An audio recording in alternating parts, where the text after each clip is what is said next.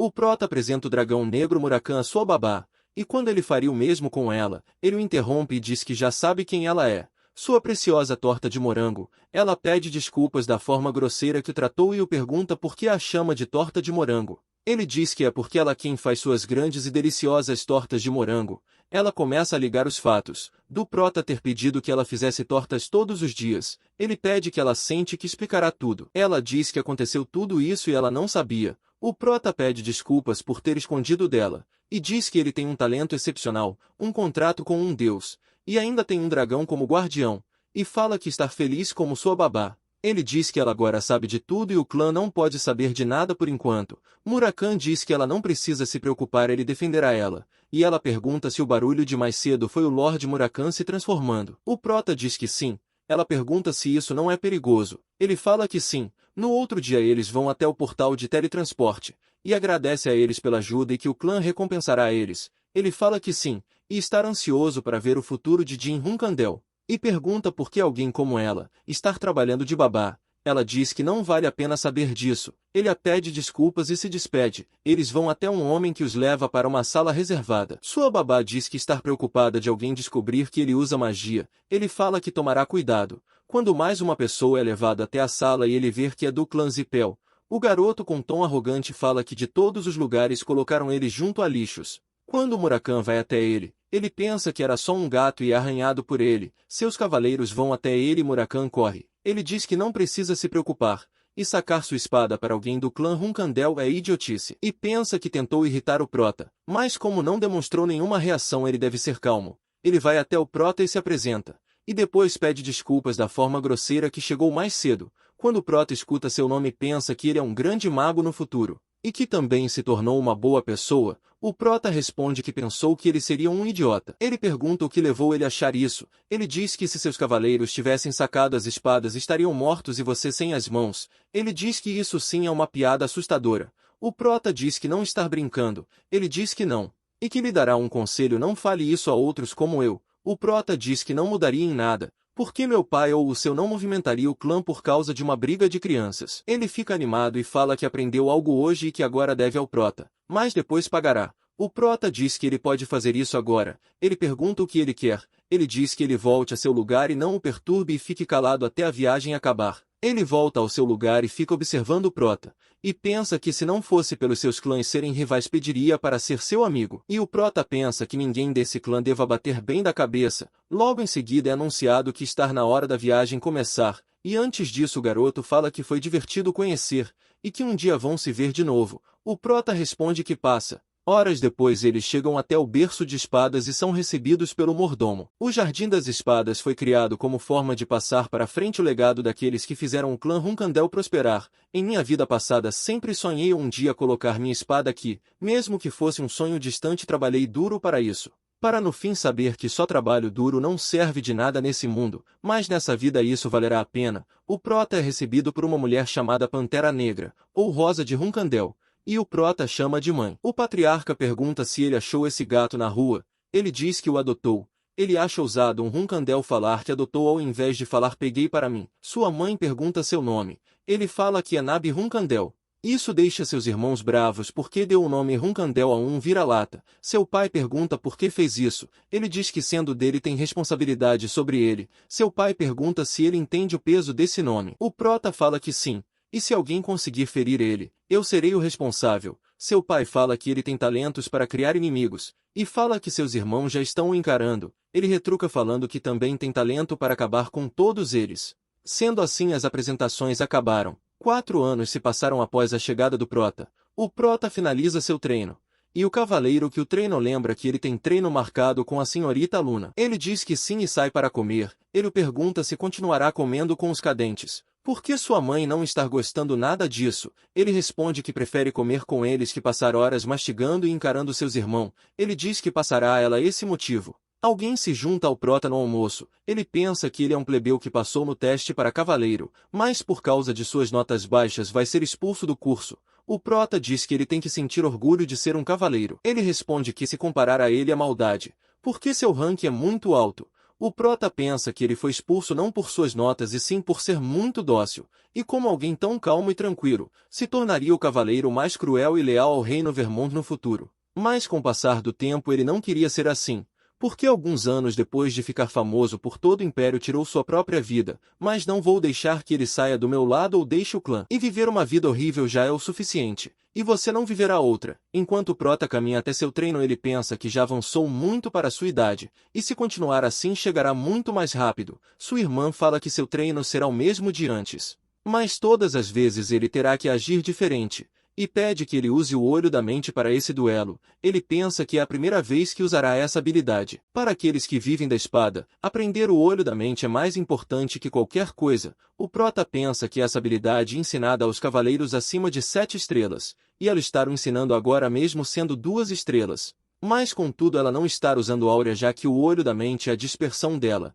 Mesmo assim no final saberei o que ela quer mostrar. Ao terminar ela dar os parabéns pela evolução. E pensa que o prota tem uma evolução e postura mais alto que seu ranking e se ele continuar assim alcançará seu auge em poucos anos. Saindo dali o prota vai até um treinamento que valerá metade das notas para se graduar. O cavaleiro diz que se o prota passar sem perder para ninguém, sua mãe ordenou que aumentasse seu treino para intermediário. Ele responde que isso é uma boa notícia, e estar preocupado com seu amigo. E pensa que ele não precisa se preocupar já que vai garantir que não seja expulso, mas essa falta de confiança que quebra. O cavaleiro diz que a luta será com mais de um e toda vez vão mudar de parceiro, e os melhores vão ter que lutar contra o jovem mestre Jin Hunkandel. Eles acompanham as lutas, e depois o cavaleiro separa alguns, eles começam a lutar e o prota derrota todos, e pensa que o recorde são 8 vitórias consecutivas, que para quebrar só precisa derrotar mais 2. O cavaleiro chama o próximo. O prota pensa que no passado ela concluiu todo o curso e se tornou a mais forte de sua turma, sendo assim essa será a luta mais desafiadora.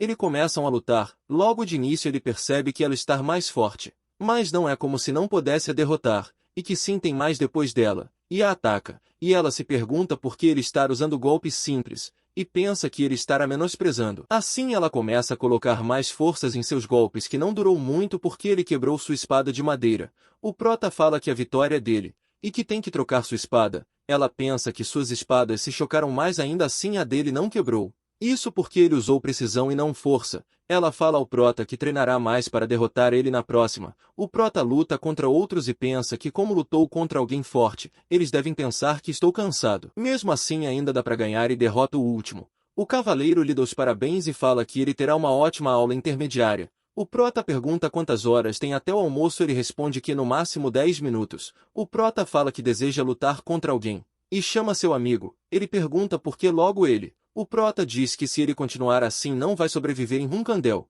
e que vai bater nele até saber disso. Khan vai até o patriarca falar dos feitos de Jin. Ele diz que o caminho do dominador que ele está trilhando é diferente, cuidando dos fracos ao invés de se livrar deles, e pede que Khan transmita sua mensagem, que ele receberá sua primeira missão. E em janeiro de 1795 fui declarado 3 estrelas com apenas 15 anos, e na primeira férias os cadentes ou voltavam para casa ou continuavam treinando. No treino intermediário as coisas mudam, não era mais uma espada de madeira e sim uma de verdade que se adeque às suas habilidades. Então alguns mandam fazer, já eu fui atrás no armazém de armas do clã, mas quando minha irmã soube pediu que a deixasse escolher. Já que ela tem mais olhos para armas que eu deixei. Ela mostra a primeira espada que usou em sua primeira missão, além de ter sido ela que fez. O prota diz que essa espada não se parece nada com ele. Ela fala que era só uma piada, e ele pensa que não parecia isso. Ela diz que mesmo assim essa é uma espada muito boa, mas deixando isso de lado já tinha pensado em algo para ele. E diz que escolheu uma espada que parecesse com a que ele escolheu no berço de espadas, e o prota pensa que ela é a irmã gêmea de sua espada, e que ela escolheria a espada que ele desejou em toda a sua vida passada. Mas não é tão simples, por ela ser uma espada muito forte iria ter resistência. O prota diz que não tem como apagar então por que escolheu essa espada para ele. Ela responde que não precisa e ainda sente que ele fica desconfortável com ela, e isso é triste porque ela o ama. E mesmo que todos briguem entre si, ele tem que gravar em seu coração que ela se importa com ele. E não quero ver em brigas sem sentido. E que mesmo antes do prota nascer ela era sozinha e não quer o mesmo destino para ele. E quer que ele ache pessoas que possa confiar. Sendo assim vamos continuar com o treino. Horas depois o prota está mostrando sua arma ao Murakami. E pergunta o que ele acha. Ele manda ele guardar porque não adianta a arma que empunhe sendo fraco não partiria nem uma folha. e que ainda falta alcançar o poder espiritual nível 3. Depois disso ele fale de espadas. Ele diz que sente que estar perto do nível 3. O Murakami levanta e diz que essas espadas são de no mínimo poder espiritual 3, e falar que estar perto não é como se pudesse usar, e até alcançar o poder espiritual de 5 estrelas, não vai a usar de forma descuidada assim. O prota fala que não tem paciência para esperar, e se conseguir chegar a 5 estrelas até o final do ano. Murakami fala que nem para uma pessoa que ganhou o primeiro lugar em um campeonato de energia espiritual e só come energia espiritual é possível. Então não me perturbe com esse papo. O prota pega seu livro e manda ele repetir o que ele disse. Quando a babá chega e diz que o instrutor quer falar pessoalmente com ele, e que ele passará sua primeira missão, o prota diz que eles estão adiantando as coisas e verá o que eles querem. Chegando à sala, o instrutor passa ao prota que ele fará uma missão de escolta. O prota pensa que além deles adiantarem minhas missões estão mandando comigo todos que tiraram péssimas notas em esgrima. Vendo tudo de fora, tenho certeza que isso é tudo plano de alguém, e diz que se seu pai quer assim, mostrará claramente que sua crença não mudará. 4 dias depois eles são enviados à missão, que tem como objetivo localizar o sucessor do clã Bill. O prota diz que ao chegar no local montaremos um acampamento e uma vez por dia mandaremos um homem de volta para relatar o que encontrarmos. E aqui não sou mais o jovem mestre, me chamem de capitão.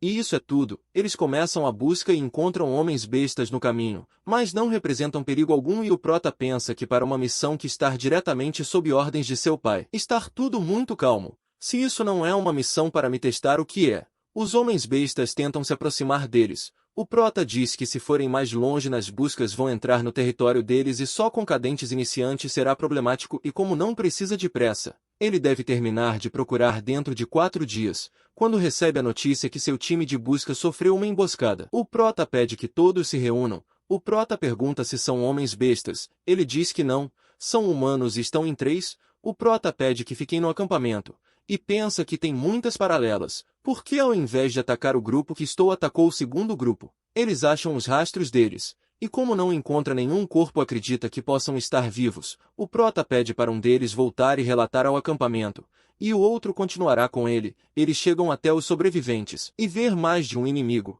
O prota pede que seu amigo cuide de um que está em seu campo de visão, que ele pegará o outro. Assim o prota recupera seus aliados, mas um deles foram levados à parte. Ele pede que eles se recuperem.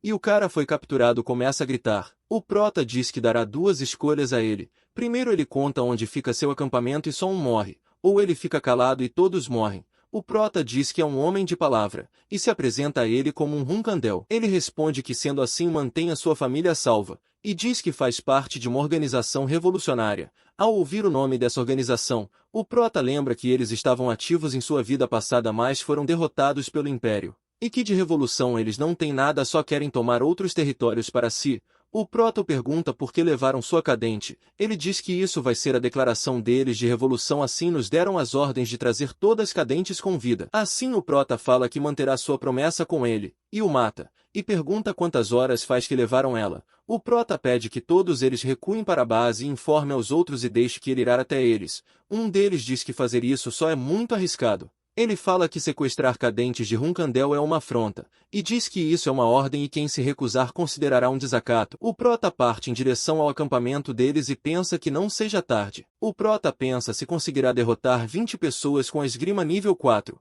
e que mesmo que seja um nível 3 sua magia espiritual também é 3, isso abre uma vantagem para ele, mas seu objetivo é recuperar sua companheira. Pensando nisso lutará o mínimo possível. Ele usa magia de vento para criar um sonar, e assim acha sua direção. No caminho ele é atacado e logo reconhecido como cadente Runkandel, e acham estranho ele estar usando magia. O prota saca a espada e se livra de alguns. Um mago de longe tenta segurar um braço do prota. Mesmo assim ele se defende e o fogo não o queima. Ao saber disso ele tenta lançar magia de gelo nele, que é quebrada do mesmo jeito, abrindo uma brecha para atacar, e assim o prota se livra de todos eles. Ao investigar o local, o prota deduz que eles estejam separados por uma hierarquia, sendo assim tem uma grande chance de sua amiga estar ilesa, e com o mapa ver que estar próximo deles e criará uma distração com fogo para salvá-la. Com isso eles vão tentar apagar o fogo. Assim ele encontra a pessoa que está no comando, e sorrateiramente o ataca e consegue pegar uma chave. Ao andar um pouco o prota encontra o lugar que ela está,